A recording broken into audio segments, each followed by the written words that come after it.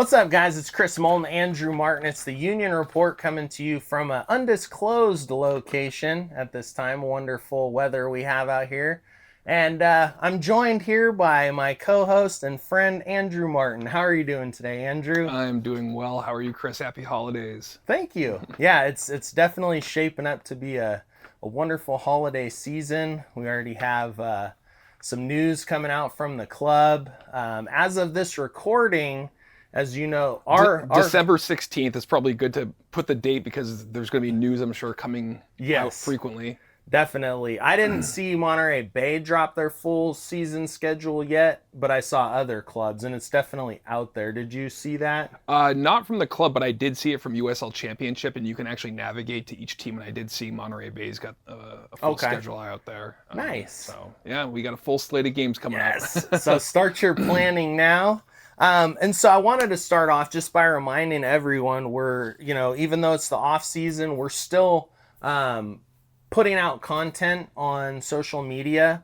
Of course, our Instagram right now, we're doing quite a few polls and things. This is information gathering, not just for Andrew and I, but we're sending this information to the club because our goal is to have Cardinale Stadium have that personal imprint from the fans. And so that's why we continue to ask what kind of music you like. Would this be a cool intro song? And so hopefully, you guys will participate in that. And then also, Andrew, you want to touch on the blog a little bit and tell us what's been going on there? Yeah, still trying to pump out 2 or 3 blog pieces a week. Love to go over stats and go over the news and kind of break things down a little bit further. We've had 2 new signings over the past couple of weeks, kind of gone into depth with those, and we'll continue to do that as the offseason goes on, trying to get you more information about how the squad's shaping up in 2026.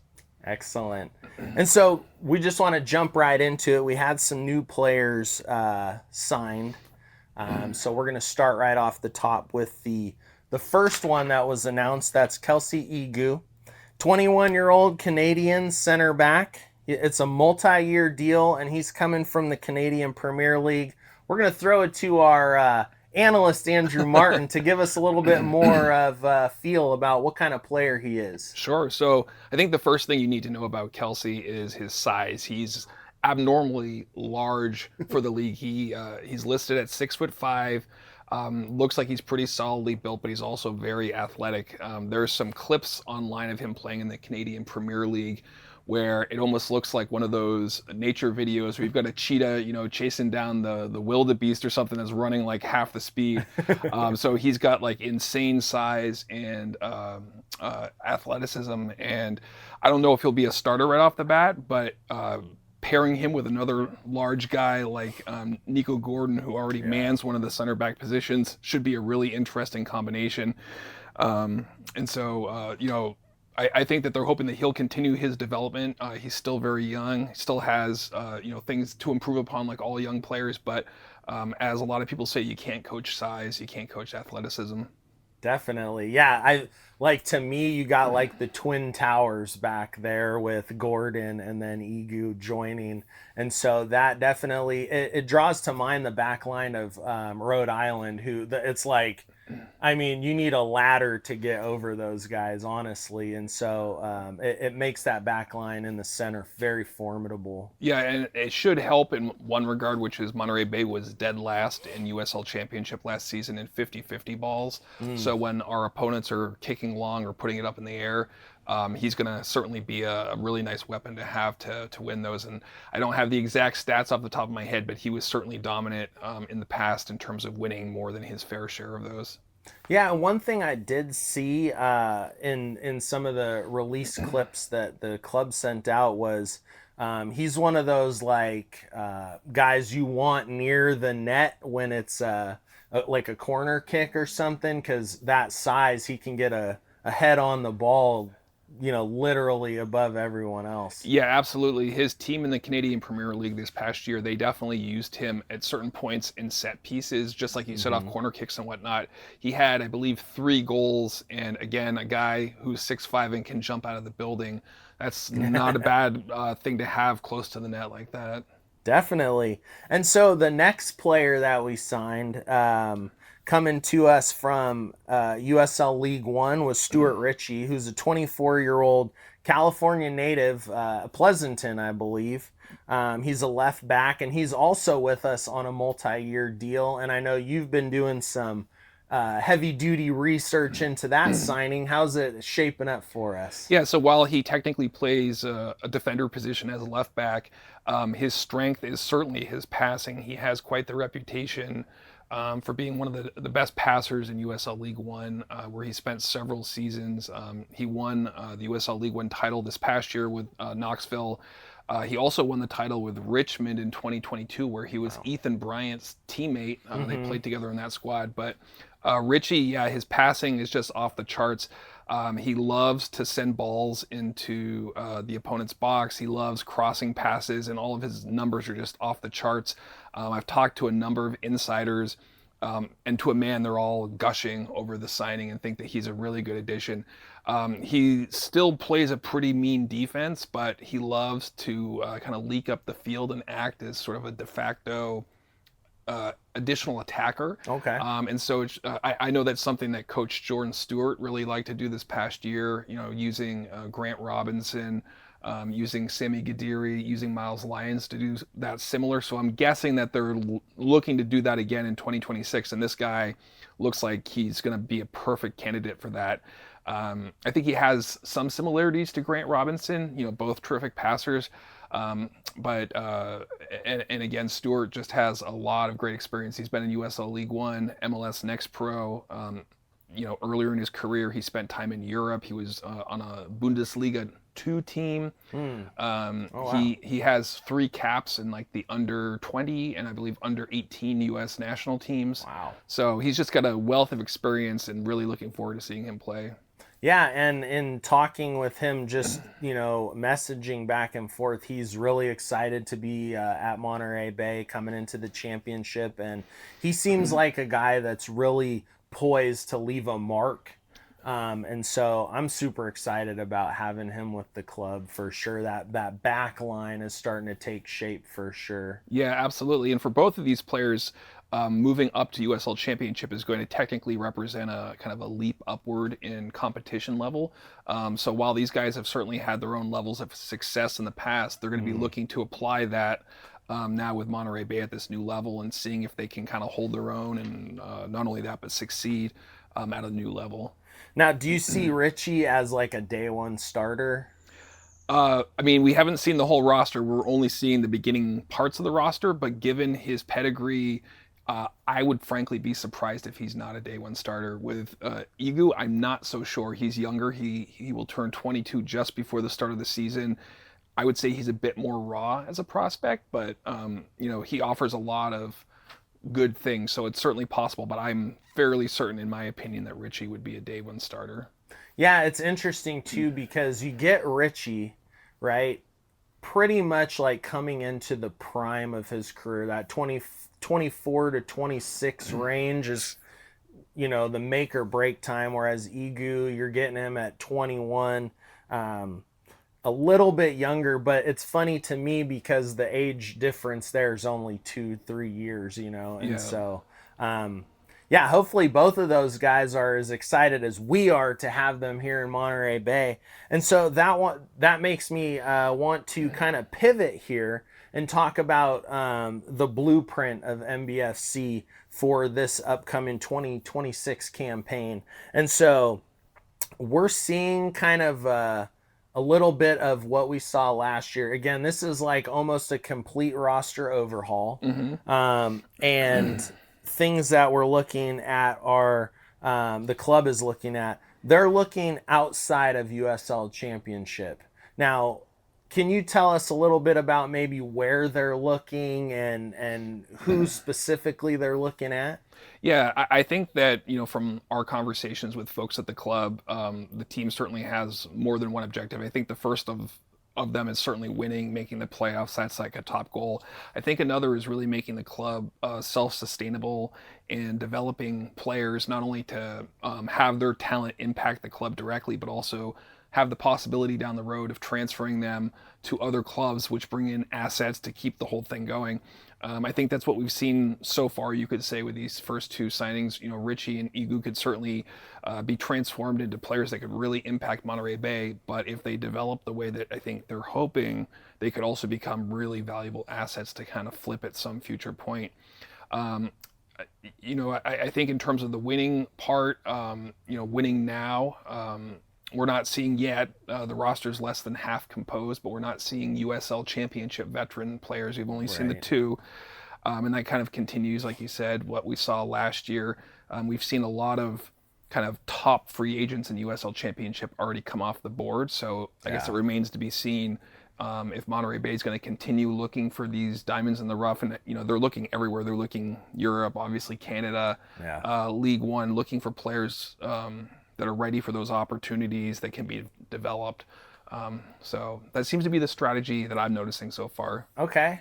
Yeah, it's a very Borussia Dortmund kind of feel to it with Oliver Weiss, and kind of what he talked to us about last month when we spoke with him, and just building that club, like you said, for sustainability, but then winning as well. And so we'll see how that goes. And now you kind of already touched on it, but the age of the players that we're looking at, obviously, veteran presence is something that to me has always been highly desirable in any club, any sport, because you want that experience there. Even if they're not playing necessarily, they're the ones that on the practice pitch, in the dressing room, are imparting knowledge that you only get from years of experience. So far, two young guys. What's the age mix we're thinking here? Well, I think it's also important to know that just because a player in pro soccer is young doesn't mean they don't have experience. I mean, a guy like Ritchie, who just turned 24 a couple of months ago, he has 6, 7, 8 years of experience. Playing Very in true. Europe, playing several years of League One, MLS Next Pro. So it's kind of crazy to think, a lot of people when they're 24 are just getting out of college or the Yeah. military or whatnot, and they're just kind of starting their lives. And for a lot of these players, they're already, like nearly a decade into Yeah, their career. really. Um, I think that that's one thing, that just because you're young doesn't mean you don't have experience, but I do think that that's also something that needs to be taken into account. I think that it's hard to replicate experience within USL Championship. Every soccer circuit has its own Yeah. kind of flair and expectations and style and all of that. So that's always important. And then, when Monterey Bay is looking for players kind of coming from all over to fill these opportunities, it is a bit of a fine line, or it can be a bit of a fine line, because you have to make sure that everyone's going to mesh together. People are coming possibly from different leagues, different countries, which means different styles, different tactics. And so that can all blend together to make it a bit more complicated. But with these first two signings, it seems clear that they're doing pretty heavy research. Both Oh guys yeah. have been widely acclaimed by people outside of the organization and like the media and whatnot as being pretty top-notch signings by them. All right, so this is not on the questions list here, but I did my Spotify like 2025 rap, right? And my son's like, "Oh, I want to see your rap, Dad." And it's like tells you all the statistics. My listening age for Spotify is 83 years old. So I want you to apply like a soccer age to these two players, taking, just a regular career, let's call it 18 to 65. Condense that down. Let's start with Egwu. Where is he at in his soccer age? I would still say, if you're just applying him to kind of real world age, I would say, in his career, he's about 25. He's still pretty young. I didn't see that he had the same length of experience as some of the other guys that I've looked at. And then if you want to pivot to Ritchie, Yeah. I'd say he's more like a 35-year-old in real life. He's seen some things and done Yeah. some things, but he's still moving in that upward trajectory in his career at this point. That's awesome. I don't know if soccer age is a thing, but we just invented it right here. So, um, what are any pros and cons that you're seeing right now? I know it's really hard to say because, like you mentioned, we're less than 50% of a roster at this point. But anything you want to add in there as far as pros and cons? No, it's really hard to go into the pros and cons. I think that the one con, which is more of a outside thing, is just the patience factor. I think a lot of fans, you can breathe a lot easier when it's like, oh, we signed Cal Jennings or, something Yeah. like that. A lot of these players are not necessarily familiar with fans, and that doesn't mean that they're not good players. It just means that they haven't come across their radar screens yet. But there's so many good players out there, so it's really the patience thing because you want to see what they can do, and if they're going to jump off the charts, if they're going to be like a little flat, or whatever the case may be. Yeah. Otherwise, I think it's a little too early to kind of say. But Okay. So just patience for us fans out I there. think so. Yeah, I agree. And I think just kind of going back to what we said at the very beginning, to me, that's one of the reasons why I want Cardinale Stadium to feel like I have something there, is just because you get to a point, you're like, oh, I haven't made the playoffs, whatever it might be. I just want to feel like I'm a part of that stadium. I missed 2 games last year because my daughter's heart surgery, Yeah. but aside from that, I missed one other game in the entirety of the club's existence. And so I want to walk in there and be like, hey, that song they're playing because I picked it. You know what I mean? And Yeah. so like we said, the schedule came out today. So talk us through our season opener, March 7th, against Oakland. Yeah, I think I counted 34 games on the schedule, and I believe so we're not going to be part of the U.S. Open Cup this year because of how we fell in the standings. But we Boo. are going to be part of what was, as of today, known as the Jägermeister Cup, which is now the Prinks Tire Cup. Prinks Tire Cup. And the slogan I'd love to have them do is, now the rubber's going to meet the road. Oh, there you go. But a total of 34 matches, it looks like, and who knows if there'll be more if we make our way through the cup. March 7th will be our opener and home opener against Oakland. I think all the times for matches are still to be determined, but I think the bulk of them will continue being at 7 o'clock. And then, we'll have some other matchups down the way. Former President Mike DiGiulio will be visiting with El Paso, I think the very next week. Yeah, March 14th, the locomotives come to town. Yeah. So, and as the other off-season acquisitions kind of happen, we'll probably see some of our familiar faces from the past come in with other teams as well, with a lot of those still to be determined. excellent. Yeah, I mean, I'm so excited when there's a schedule. It starts to it's like you're cooking like a Christmas goose and the fat's just starting to drip, you know what I mean? And so we still have several hours in the oven to go. Right. Keep it low and slow, everybody. But you start a scent starts wafting through your house. And so I'm so excited, Andrew. Yeah. I can't wait to get back into the stadium.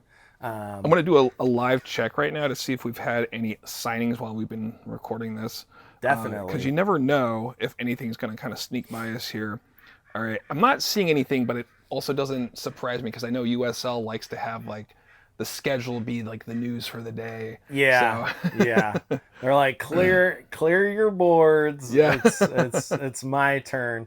And so, yeah, just before we pivot from rosters and stuff like that and the schedule, is there any teams so far in the championship that have made signings that you're like, oh my goodness, like that they're going to be crazy? I have one in mind, but I want to pick your brain. Yeah, there's 2 so far that have stood out for me. Tampa Bay, the Rowdies have basically signed like everyone. And by everyone, I'm talking like the top tier free agents. Like they're not just getting Joe Schmo off the street.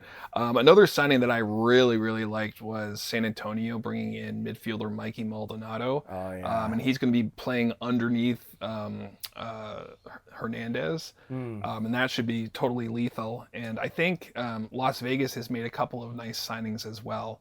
A little bit under the radar, but those are the ones that stood out for me. Yeah, absolutely. Tampa Bay, I feel like I feel like they might even like come poach our concessionaires, man. Like they're just taking everything. It's crazy right now. Yeah. Exciting to be a Rowdies fan, but I am not one of those. So, All right. So the last thing we just want to finish with is the players' union collective bargaining agreement deadline is the 31st of this month. Yeah. Any information you have on that? Anything? I wish I had information, but I mean, that kind of stuff is kept pretty close to the vest. But what we're looking at is the players' union and the league are looking to strike a new deal, a labor agreement, if you will, which you've seen in many other sports and leagues before. Hmm. The deadline's the 31st. I think both sides have significant things that they either want or don't want. And if they don't come to that agreement, there's the possibility of I guess you'd call it a walkout or a strike Hmm. that would put things kind of on hold. I think during that time you're not going to see at least USL Championship players signing with clubs, and Right. that could last to whatever length of time. But hopefully it won't get to that point. Hopefully both sides feel that they can reach a deal that works for them. Yeah. And then, yeah, We hope that cooler heads prevail, and I think both sides have valid things that they have, and it's just about balance in anything. And yeah. so we're just wishing for a positive outcome. And come March 7th, we're hoping to see some footy at Cardinale Stadium.